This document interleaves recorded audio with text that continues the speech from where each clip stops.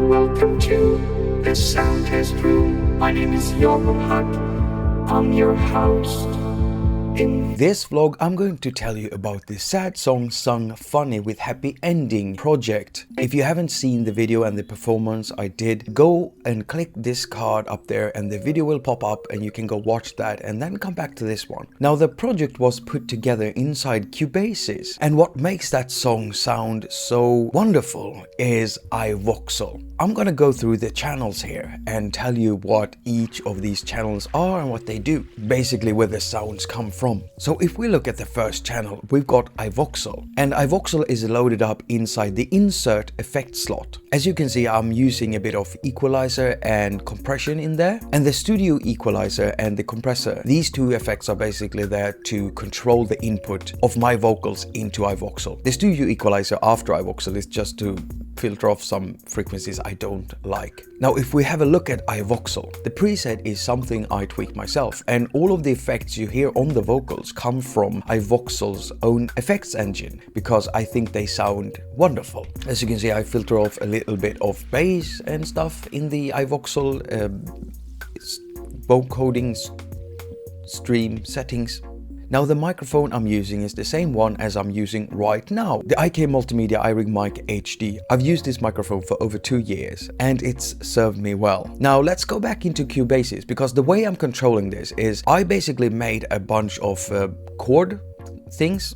I made chord progressions. I started by playing one chord in. I'm really bad at playing and I don't know all this music theory, so the rest of the chords were made just dragging notes around until I got a sound that I liked. So that MIDI track is basically just there to send some notes into iVoxel. So the performance you see in the video is live. I'm sitting there and I'm recording and singing at the same time. Now the next two sounds are something that I'm gonna change them because this is an ongoing project. I'm gonna continue working on this track because I want to produce it into something special. So the all bass sound is just an organ sound from Cubasis, and I'm not really happy with it. I'm gonna create my own, and I'm probably gonna be using Galileo organ for that. Now the bright piano, same thing there. That's something from Cubasis. I just went through all of the piano instruments and I thought this one was the one that sounded the best. It doesn't really sound that good. I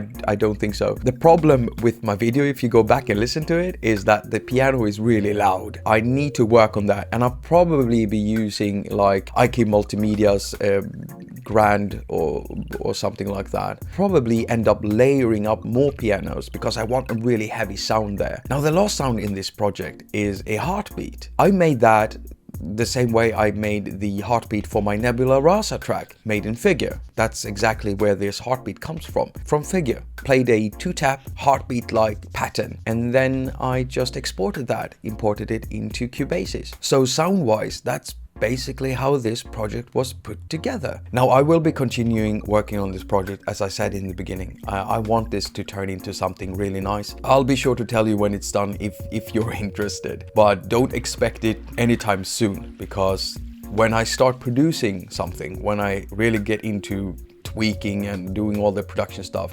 I take a long time doing it. That's just the way I work. So thank you so much for watching. As usual, Doug Woods, Colin Sweeney, and me, Jakob at soundtestroom.com wishes you a very productive week. Now go finger all of your stuff and have a lot of fun doing it.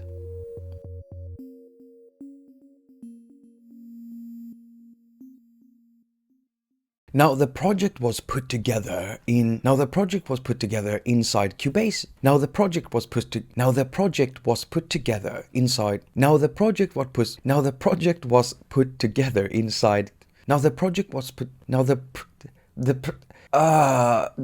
I'm gonna have to put this in outtakes. Now the projects was put